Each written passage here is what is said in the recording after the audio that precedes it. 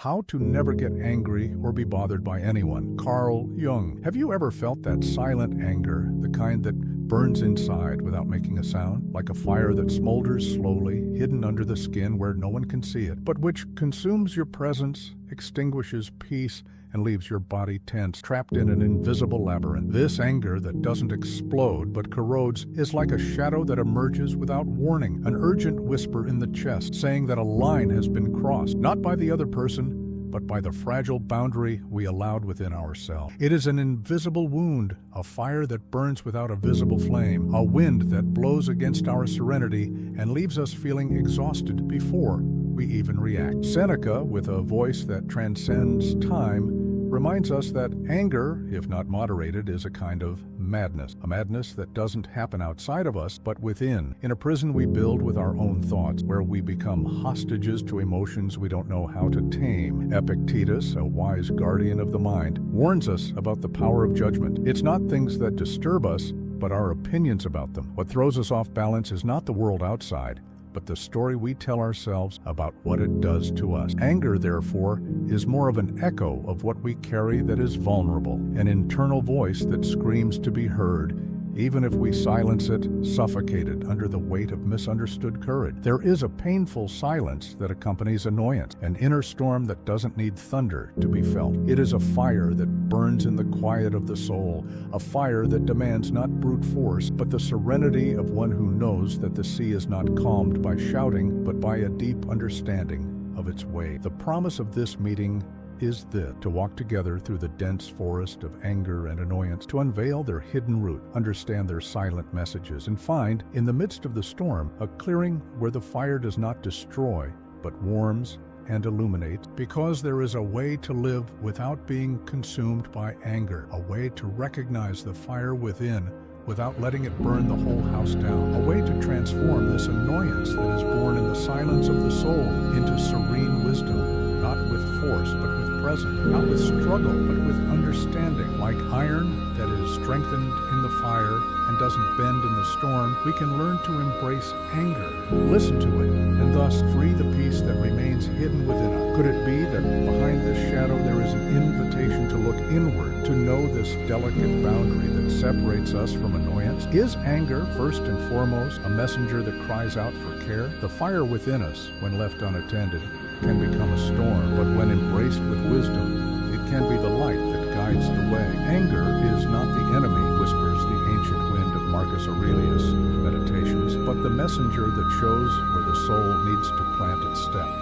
Allow yourself to hear this internal fire, not to extinguish it, but to understand its rhythm, its flame, its warmth, not to suffocate it, but so that it warms your present, bringing clarity to what annoys you, because by knowing the root of the fire, we become gardeners of our own soul, and only one who knows the fire can care for the earth, where serenity will blossom. The storm that burns within is also the door to the peace that is waiting to be discovered, and this is the journey we begin now. The anger that does not explode is a silent scream that resonates within the chest. It does not manifest with a storm. It does not announce its arrival with thunder or lightning, but it corrodes slowly and persistently. It is like an invisible rut that eats away at iron from within, a weight that thickens the air around it, making one's presence opaque and tiring. Often, this internal fire burns far from the eyes of others because it has been conditioned to hide, not to bother, not to be noted. But the truth is that this emotional silence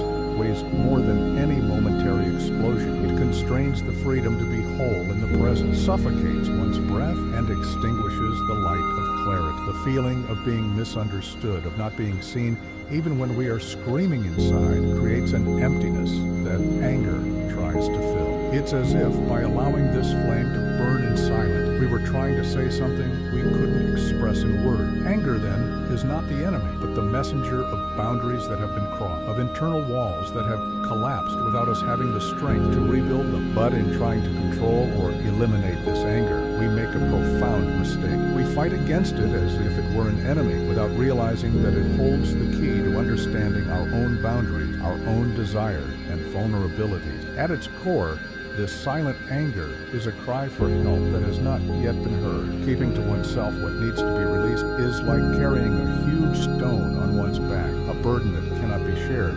because it seems too heavy for those around. And so anger grows, not in visible explosions, but in an invisible accumulation of pain, frustration, and unspoken grievances. Like an underground river that carves out its banks with the silent force of water, it shapes our inner landscape almost imperceptibly until one day the ground gives way and everything collapses. The battle with this silent anger is a struggle against a shadow that dwells within ourselves, a reflection of a part of us that has not been embraced. It is the thorn that wounds, but which can also be the path to healing if we look inward with courage. The silence of anger is an invitation to deep listening, not to repress, but to understand what it carries, what boundaries have been crossed, what parts of the soul are crying out for attention. It is in the recognition of this silence that true transformation begins, for the shadow can only lose its power when it is brought into the light of consciousness. The experience of carrying this silent anger is like being in a dense forest where footsteps are lost among the trees and sunlight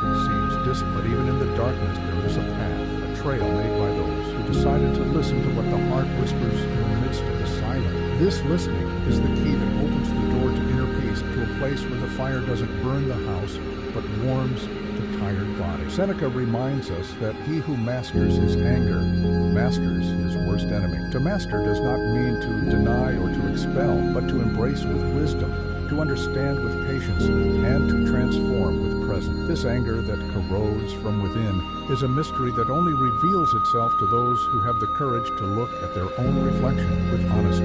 It is a fire that demands respect, a boundary that asks for care, an invitation to rebuild the walls that protect the soul without raising barriers that isolate the heart. And in this rebuilding, there is a profound freedom, a silent relief that does not come from external control, but from internal mastery, from the serene understanding of what we can and what we must let go of. When anger ceases to be an enemy and becomes a messenger, the inner journey changes its course. We go from being prisoners of the fire to being gardeners of our own soul, cultivating the peace that blossoms in the fertile ground of self-care and self-respect. The silence of anger ceases to be a burden and becomes a bridge that takes us out of the storm, to the place where serenity is not the absence of conflict, but the silent mastery over it. The human mind is like a distorted mirror, reflecting images that do not always correspond to reality. Often anger is born from altered perception, from the story we tell ourselves about the other person, about the world, about what happened. The face we see reflected is a construction, a mosaic, made of judgments, expectations, and memories that reinforce the feeling of injustice and attack. The enemy thus ceases to be the other person and becomes a creation of our own mind. This distorted perception is the true battlefield, where anger finds its root and its fuel. Epictetus invites us to look inward, to recognize that what throws us off balance are not external circumstances, but the opinion we form about them. This distinction, which may seem simple, is the secret to freedom. Anger imprisons because it is the fruit of judgment. We accept that the world should be different, that people should act in another way. We hand over our power to that which is outside of us. And so, the internal storm gains strength, growing around a core of frustrated expectation. The mind creates automatic patterns, repeating stories that justify anger, even if they are not the complete narrative. It is as if we are trapped in a vicious cycle, where memory feeds resentment,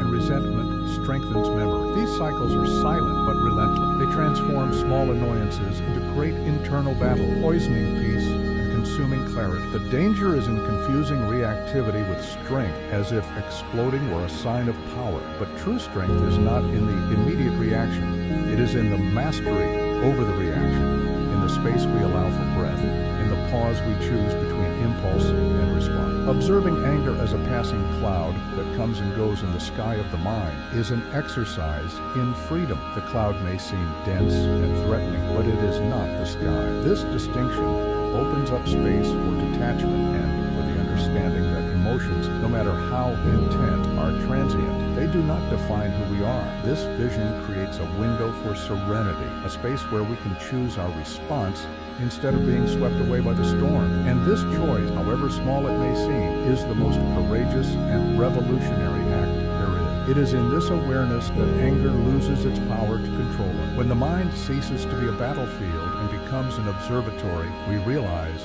that we can embrace anger without being consumed by it. True strength is born from internal silence, from the ability to say, "Here I am, and this is the feeling passing through me, but it is not me." In this clarity, the other person ceases to be an enemy and becomes just a part of the scenery, a detail of the landscape that does not determine the state of our spirit. Thus, the mind that knows how to observe creates a safe space where anger can exist without being a prison. This space is the freedom that Epictetus proposes, the freedom that is born from the choice between being a slave to feelings or a master of one's own soul. And in this silent choice, the transformation happens. Anger ceases to be a destructive storm and becomes a cleansing wind, a sign that something needs to be cared for, understood, and finally released. Silencing anger is not about extinguishing it, but about learning to embrace it with presence. It is a paradox that many do not understand. Silence can be the most profound demonstration of strength. There is a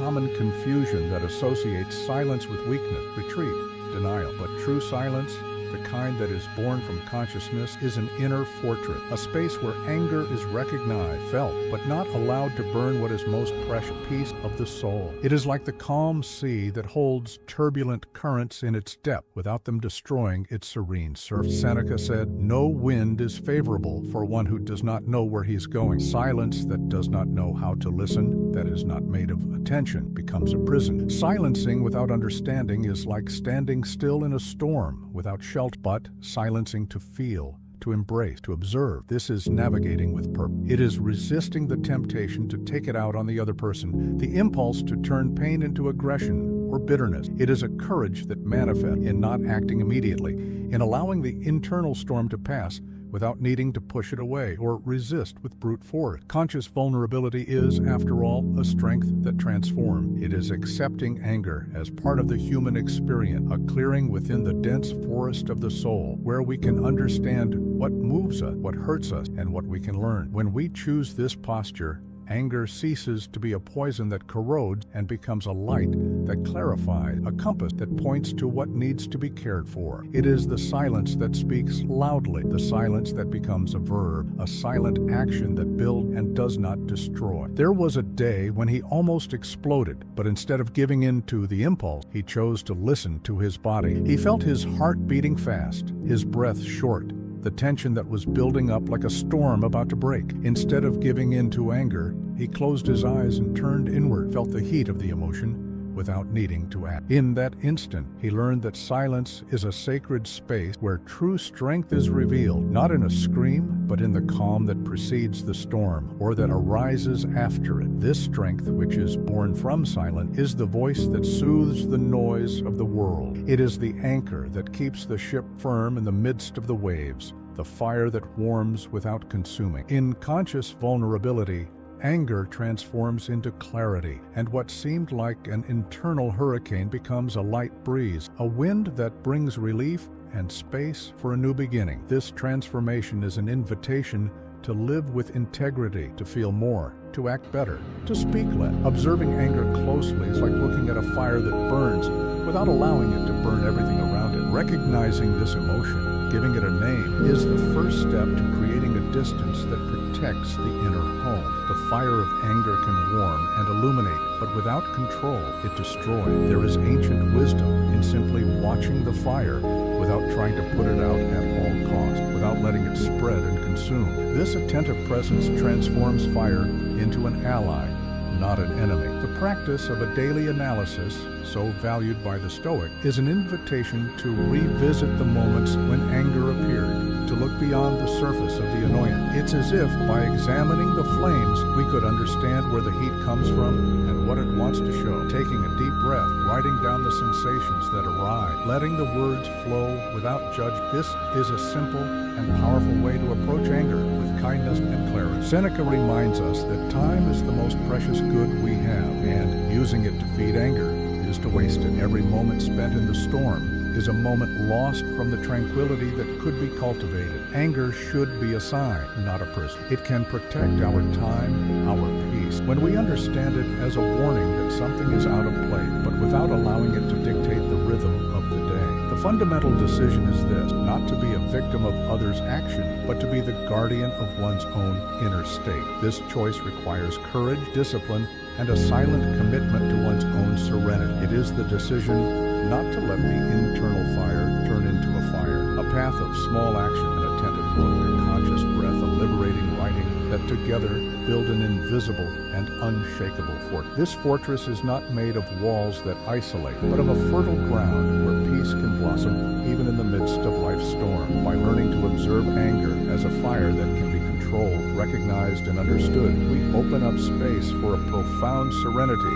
for a state of presence that transcends reaction and finds the silence that heals. Thus, we become gardeners of our own soul, caring for the fire so that it warms and does not destroy. Anger and annoyance are not punishments that the world imposes on us, but reflections of the internal battles that have not yet been resolved. They are born from the meeting between our limits and the circumstances that challenge those limits, a silent shock that reverberates in the body and mind. Often, we accuse the world, people, situations as if they were the agents of our suffering, but the deep truth is that the wound is within us, and it is there that transformation must begin. Seneca teaches us that the greatest revenge is to be different from the one who caused us harm. This phrase carries the essence of true freedom, not to allow anger to consume our soul, not to hand over our inner state to those who have wounded our heart. It is a silent and powerful choice, a decision that is born from awareness and self-love. This freedom is not an easy conquest, but a path that requires the courage to look inward, to accept the pain, and at the same time, to choose peace. Epictetus reinforces this idea with his serene voice. If someone speaks ill of you, remember that it is his opinion, not your reality. This teaching invites us not to confuse the distorted reflection that others project onto us with who we really are. Anger often arises from the desire to correct this wrong perception, to reclaim our place, our worth. But when we understand that we have no control over the opinion of others, we can release the weight of that struggle and redirect the energy to care for what really matters, our own balance. The final invitation is to embrace emotions as silent messengers, not as enemies. Every feeling, no matter how uncomfortable it may be, brings with it a lesson, a clue to healing. Allowing inner peace to be cultivated even in the storms of everyday life is an act of gentle resistance, a silent revolution against the chaos that tries to dominate our mind. It is understanding that serenity is not the absence of conflict, the silent mastery over it. Carry this thought with you like an anchor. Serenity is not the absence of conflict, silent mastery over it. May it be a lighthouse on difficult days, a constant reminder that even in the fire of anger, it is possible to find the way home to the silence that heals and to the peace that remains. You are not weak. You have just carried too much silence. This is a truth that echoes in the deepest spaces of the soul, where pain hides in the dim light, far from the eyes that could see. The accumulated silence that contained tears, the unexpressed anger, all of this weighs like an anchor that holds the heart at the bottom of a turbulent sea. And courage often is the noise that this silence makes when it finally decides to be heard. What hurts you is not a sign of weakness, but a point of support. It is where you need to plant your feet so as not to be swept away by the current of emotion. Anger, pain, annoyance are mapped. They indicate paths that have not yet been walked, wounds that cry out for care, boundaries that demand respect. Recognizing this is the first step to rebuilding your own wholeness, to accepting that to be human is, above all, to be vulnerable. Courage is the noise that silence makes when it decides to stay. It is the firm presence in the midst of chaos, the gaze that does not avert in the face of the internal storm. It is learning that strength is not in the explosion, but in serene resistance. It is to feel anger, recognize annoyance, and yet choose not to be dominated by it. It is an invitation to become emotionally unshakable without losing your humanity, without closing your heart. Not every absence is a loss. Sometimes it's space for you to fit. This space is born from the conscious decision to protect your peace, to respect your time and your emotion. It is creating a refuge where anger has no voice to scream, but only a place to rest, to be observed, understood, and finally transformed. This transformation is a silent act, an intimate revolution that happens deep within the being, far from the hurried eyes of the world. To respond is power, to react is to give back power. This simple phrase carries the essence of Stoic self-control. By choosing to respond with presence and awareness, you reclaim your power and leave behind the slavery of uncontrolled emotions. The fire that once consumed begins to warm, to light the way to a more serene, more whole, more true life. And it is in this truth that the peace we seek so much resides. When was the last time you listened to the silence within yourself? This silence that is not empty but full of meaning, full of space, to feel without hate, to let the soul breathe and reorganize itself. Amidst the noise of the world, amidst the internal storms, silence is a refuge, a shelter where we can look at anger and annoyance without being dominated by them. It is in this silence that courage finds its voice, that presence is strengthened, that serenity sets in. Before you go to sleep, take a moment to write down the sentence you never dared to say out loud. Let the words come from the silence of your soul onto the paper without judgment, without hate. This simple practice creates a space for internal dialogue where anger can be expressed without violence, where annoyance can be embraced with kindness. Writing is an act of freedom. It is allowing the internal fire to turn into light, the storm to become a breeze. Conscious, slow, and deep breathing is an anchor that keeps us firm in the present when emotions threaten to drag us away. To inhale and exhale with attention is a gesture of care, an invitation to return to the body, to feel life pulsating beyond anger and annoyance. It is a practice that reminds us that we are greater than any fleeting emotion, that within us there is a space of calm that can be accessed at any moment. This serenity is not born from the denial of emotion, but from the silent mastery over it. It is an invitation to live with integrity, to feel with depth, to act with awareness, to speak with truth. It is to recognize that anger, like fire, can be destructive or transformative. It depends on how we relate to it. By embracing it in silence, we transform the internal storm into a clearing, conflict into learning, pain into wisdom. Thus, the final invitation is for you to embrace this silent path, this daily ritual of presence and care. May the silence within you become a sacred space, where anger does not need to scream to be heard, where peace can blossom even in the shadows of annoyance, because in the end, serenity is not the absence of conflict, but the silent mastery over it.